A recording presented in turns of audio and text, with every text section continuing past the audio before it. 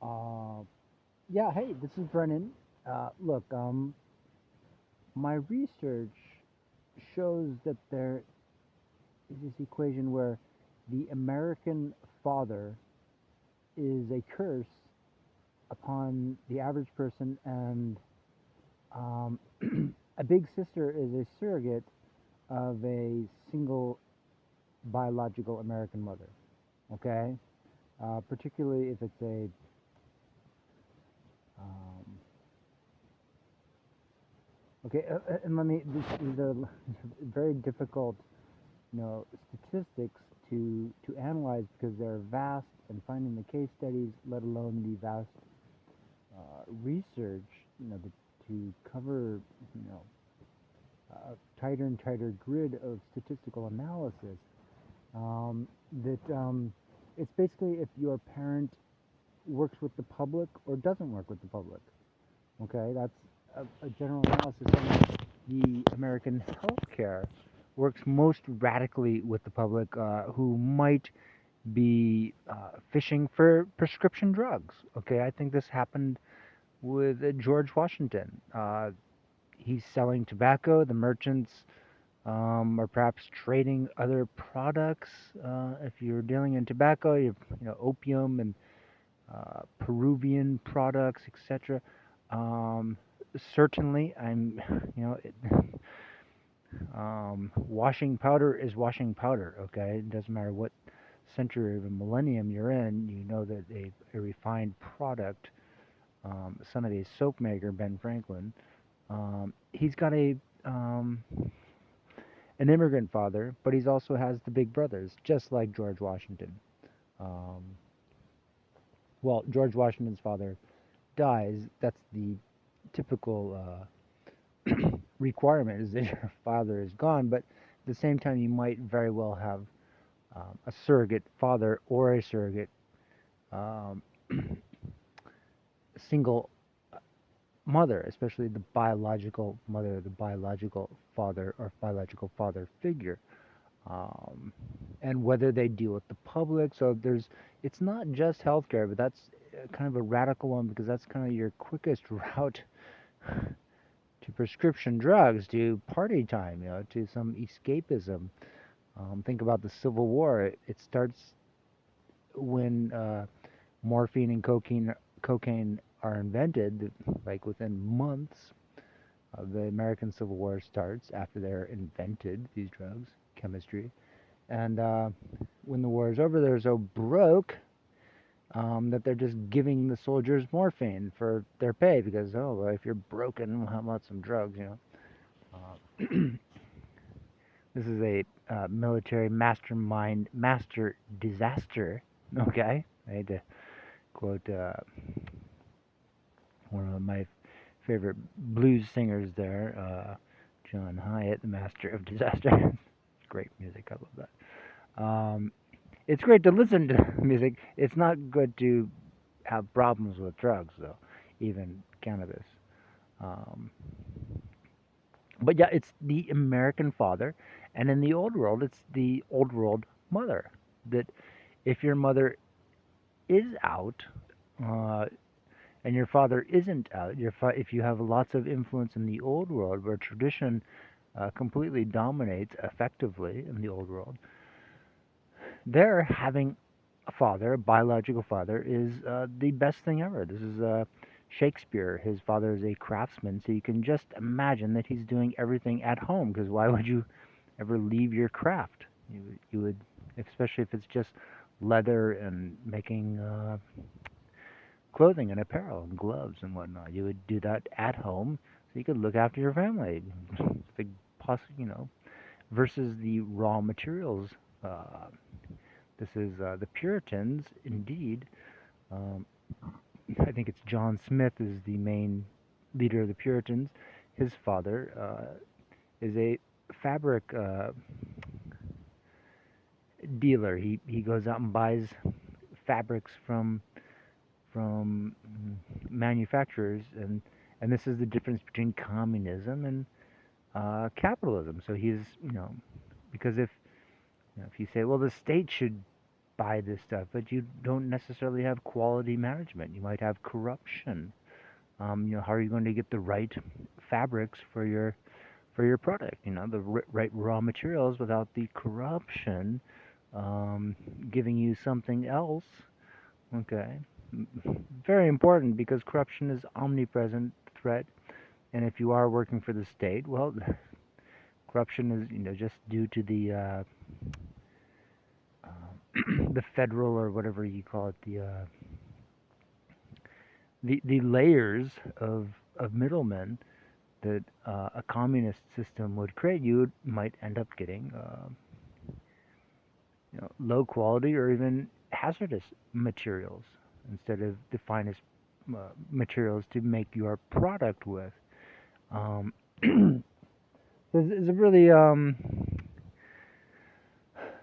okay. So these are yeah. I would try to make it into a geometric sort of uh, equation to the philosophy into an actual mechanism, an actual component that you could say, well, this is indicates this, and like an architect, to simplify the solutions, and then to completely sort of separate myself from any public um, influence, any political sort of democracy, the sort of flash and dash that really emphasizes that corruption of product of materials, because everything the most refined product eventually becomes more like a material when it's just a component that is actually necessary. But like governance, you need to have governance, but we just think of it as um, a them a material. uh, okay, it's rather complex. I mean, um, and having uh, esteemed communities which aren't necessarily connected to the public, because this is where it really stems from. That if George Washington's mother is practicing healthcare after her husband dies, and her stepchildren are nearly the same age as her, and they're all looking at the estate and thinking, well, who's going to inherit all this stuff? And she's like, well, I clearly cared a lot, and so that's why I'm going to become a nurse. Um, and this is dealing with random people. If you're doing any healthcare, even on a plantation or at a company, like a military doctor, for instance, this is getting closer to George Washington. Um, then those people may very well be saying, yes, I need to see the nurse. I need some opium quickly, or whatever fun stuff you have. Um, that could motivate people, let me tell you. Um, if there's any delusions, that is, because George Washington simply wasn't educated, wasn't identified as someone who doesn't have the complete single American mother. He's got the significant biological father figure in his older brothers, who are nearly the same age as his mother, indeed. Um, and so there's a lot of like uh, what you can only call really spaghetti sort of layers that um, are variable from every family. But certainly, it's basically, you see in big tech, most of the guys, they either have an immigrant father, or they have a big sister, and one or the other, these form surrogates to isolate you from the actual American father thing, which is largely connected to complete disasters. And you have the occasional psychotic uh, element, such as Sandy Hook Elementary, where he does have well, he has a big brother, actually. Yes, he does. He's got the single uh, biological mother. Um, but you have more of a psychopathic indicator than a sociopathic one going on there. That would also be indicated by the American healthcare. If someone is qualified to do that and they're not corrupted in some way, it kind of indicates that they don't have a psychopathic inheritance. They're just in a sociopathic situation. Um, and you can actually solve this um, by making sure they have a surrogate non-American father. Okay, this is why I think it would be awesome, or Big Brother type element. Um, so this is like George Washington, Ben Franklin, leaving America, and that dangerous place, dangerous. Martin Luther King is like this, and Bobby Fischer is sort of the paradigm, the Jewish profile. You can see just by looking at him. This is always very important.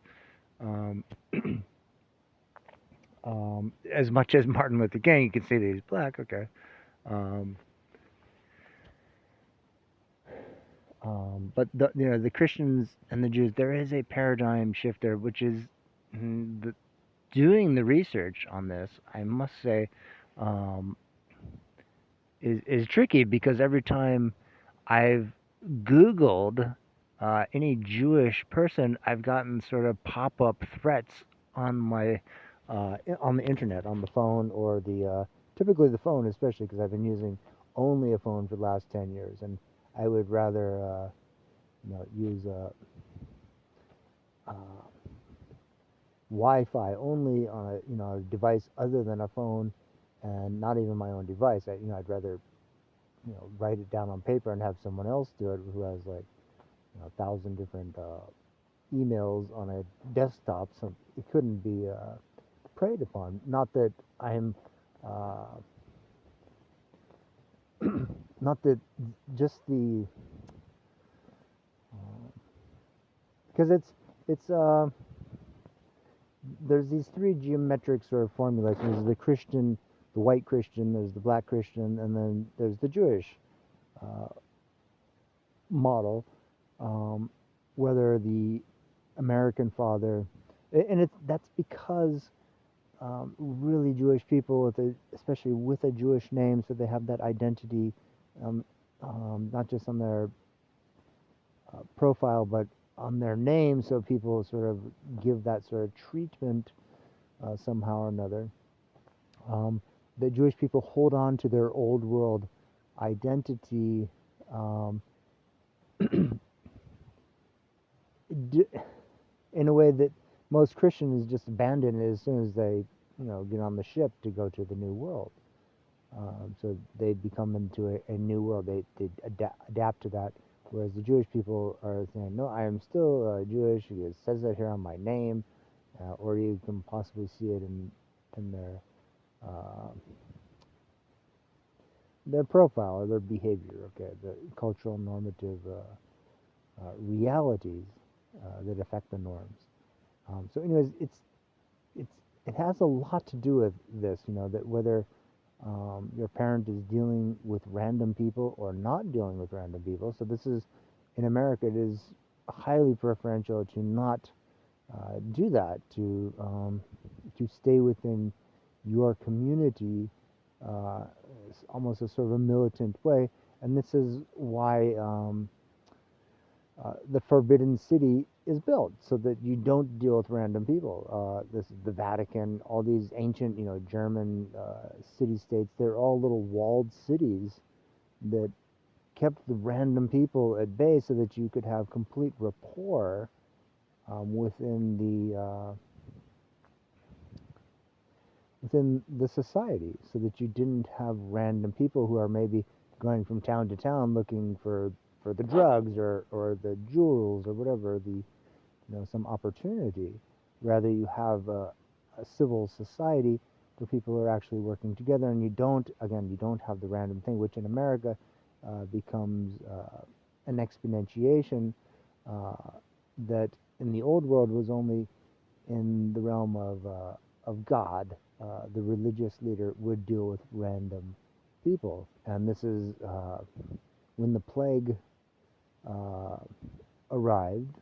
I think sometime after the dawn of Islam, the Huns, something post, after the Vikings, Islam and the Vikings. I think they kind of run together at the Opium Wars, 7th century. Um, you could say that the Vikings are, taking their prescriptions to the battlefield. If the energy, uh,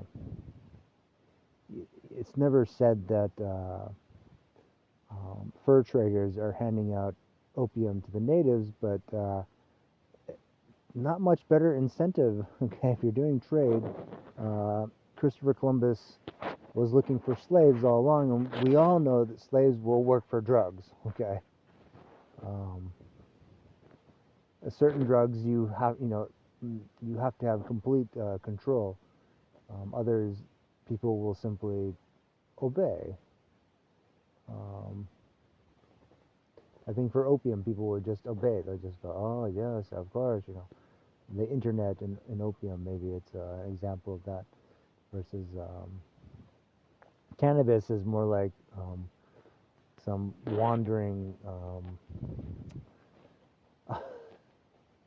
I know, and all the other drugs. But basically, it's about yeah. You see this profoundly again that the most successful people in America tend to either not have an American father, even a Canadian father almost um, works, okay, just because, but it's especially um, an immigrant father from like a forbidden country, such as Russia or Cuba, um, because people don't, or a place where the language is so different that if an American went there, they would be either wouldn't be able to enter the country or have some problem. Um, um, and and again, having a big sister, especially for a Christian, a white Christian, or someone with a Christian name, okay, that those people have a surrogate, a single American mother figure. That having a big sister, she'll look after you in a most appropriate way, and it's as though um, you've heard of the motherland and the fatherland. The motherland is usually Russia. The fatherland is more like Germany, um, and Russia is a federated frontier like America, very much um, George Washington's wandering, endless frontier of possible opportunities, but possible treachery. Okay, the World War II, it seems to start um, in Russia and then move into Germany, in the sense of the insanity of genocide. Okay, I don't know. And indeed, you could say that the same thing with the New World, because there was a frontier where there was, a primitive element, so it kind of gave the entire excuse. Similar, I think, the Puritans and the 30 Years' War. But basically, um, what's most important is to understand is that if you're a white Christian or a black Christian, that if you have a significant biological father, and this could be Sean Combs, um, right, P. Diddy, versus Kanye West, who doesn't have his father, who talks crazy stuff, Eminem, okay. Um, Trying to think who else did not. Well, you're well, very thin ice here. Because successful people, that's how they, that's how it works. It is the nice. It's everyone else has to, to get a drink, you have to drill through, a glacier, so to speak, before you can take a swim. Okay. Um, so, anyways, yeah, this it's important to understand this that this is the key indicator that because George Washington has his big brothers, uh, especially the one who's his guardian, and he's in the military dealing with random people, and his mother is also sort of practicing healthcare, even if it's just on the plantation, it's still a random thing. Not everyone wants to be on a plantation, especially if it's indentured servants or slaves. But with Thomas Jefferson, because he only has the single mother and the big sister, um, the the only indentured servant he has to pay attention to is his daughter's babysitter, who is so conveniently vetted and trusted and fully sort of chosen, sort of fully focused in a rational way because he doesn't have an American father figure. Okay, and so therefore it's the perfect babysitter. And you know the rest of the story that she's quite a lot younger than him, and he marries her. But it's a very sort of grounded situation. So he's very successful and very healthy. You can see that he's just the pictures of Thomas Jefferson is the perfect picture of health and scholastic sort of validation versus the guy who's and these are all the Christian models. So it's sort of it's difficult if you consider black and white and then Jewish, because without the research models, and again, every time I would try to research, just doing this very basic biographical research on anytime there was a Jewish person, again, my computer would instantly start giving me red flags like, "Oh, we're watching you. Don't even acknowledge the Jews." And this is like the ancient scrolls of Israel, which I thought would be rather interesting to uh, research and decipher to help protect innocent people. But there's without any actual help, if there's only threats and that sort of history of threats, then finding the people who actually want to help solve the problems to help actually protect people, finding those people is almost impossible because the threats outweigh everything else. And this is like the threat of your biological father. If you simply didn't have that or didn't have a Christian name, you might be automatically accepted just by some fluke.